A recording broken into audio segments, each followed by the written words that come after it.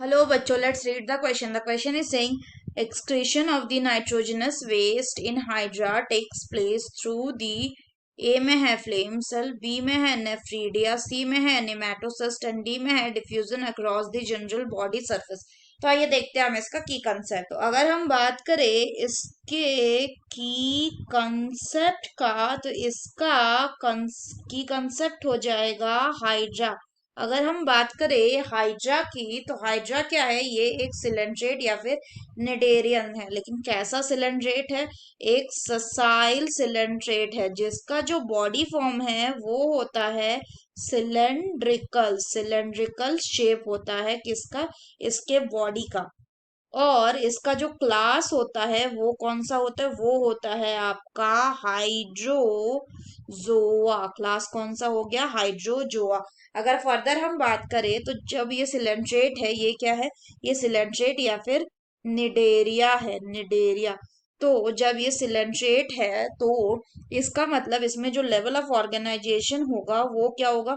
वो होगा tissue level of organisation. अगर टिश्यू लेवल ऑफ ऑर्गेनाइजेशन हो रहा है, इसका मतलब कि इसमें कोई भी specialised specialised excretory excretory organ या ऑर्गन सिस्टम जो है वो क्या है? वो प्रेजेंट नहीं होगा, मतलब वो एब्सेंट है।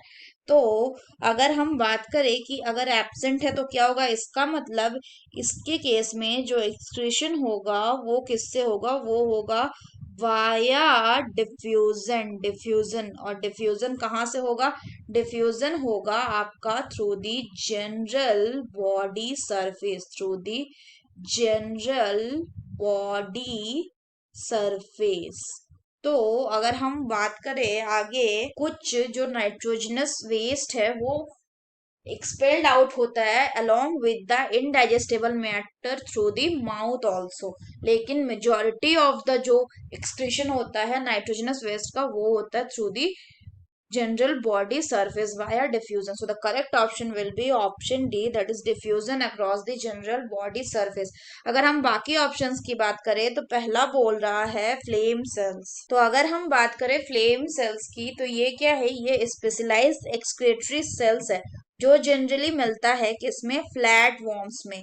तो फ्लैट वॉर्म्स में अगर हम बात करें एक्सक्रीटरी ऑर्गन की तो वो हो जाएगा फ्लेम सेल। तो फ्लैट वॉर्म मतलब ये क्या हो जाएगा? ये हो गया आपका प्लेटी हेलमिंथस।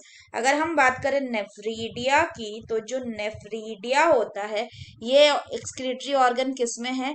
ये जनरली एक्सक्रीटरी ऑर्गन आपका होता है इन द एनेलिड्स। ये एनेलिड्स में क्या होता है? एक्सक्रीटरी ऑर्गन होता है एनेलिड्स में। अगर हम बात करें निमेटोसिस्ट की तो जो निमेटोसिस्ट होता है ये क्या होता है? ये एक स्टिंगिंग कैप्सूल होता है which is present in the tentacles किसके? ऑफ द हाइड्रा और द सिलेंट्रेट। और ये जो निमेटोसिस्ट है ये क्या है? ये एक तरह का नीडोब्लास्ट सेल है।